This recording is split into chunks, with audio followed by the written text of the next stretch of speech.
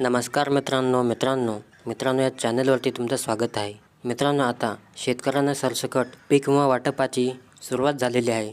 तर मित्रांनो, आता कोणत्या शेतकऱ्यांच्या खात्यामध्ये हा पीक विमा जमा होणार याची सर्व माहिती आज आपण या व्हिडिओमध्ये जाणून घेणार आहोत.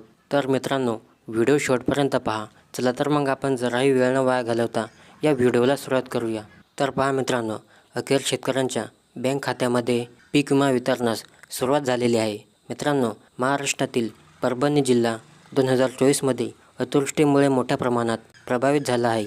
नांदेडनंतर सर्वाधिक नुकसान या जिल्ह्यात झाले असून शेतकऱ्यांच्या उभ्या पिकांचे प्रचंड नुकसान झाले आहे. अशा परिस्थितीमध्ये पीक विम्याच्या माध्यमातून शेतकऱ्यांना न्याय मिळणे अत्यंत आवश्यक आहे. परंतु शासकीय आकडेवारी आणि वास्तविक परिस्थिती यात मोठी तफावत दिसून येत आहे.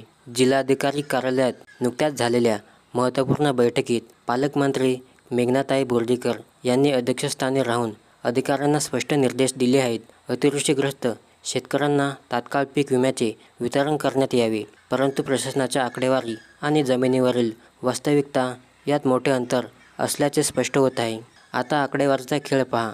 परभणी जिल्ह्यात कृषी विभागाच्या अधिकाऱ्यांनी सादर केलेल्या आकडेवारीनुसार पीक विम्याचे जवळपास 100% वितरण झाल्याचा दावा करण्यात आला आहे. मित्रांनो, रब्बी हंगामामध्ये 24,651 शेतकऱ्यांना 37.73 कोटी रुपयाचे वाटप पूर्ण झाले आहे.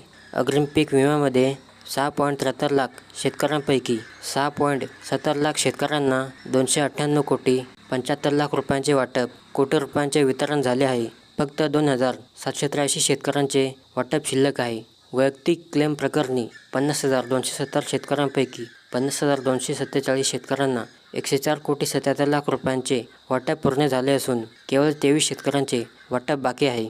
परंतु शेतकऱ्यांचे अनुभव आणि त्यांच्या तक्रारी या आकडेवारीला पूर्णपणे धूसर करतात. अनेक शेतकरी म्हणतात की त्यांना अद्यापही पीक विम्याची रक्कम मिळालेली नाही किंवा मिळालेली रक्कम त्यांच्या प्रत्यक्ष नुकसानाच्या तुलनेत अत्यंत तंटपुंजी आहे. यावरून एक प्रश्न उपस्थित होतो. आकडेवारी काय दर्शवते आणि वास्तविकता काय आहे?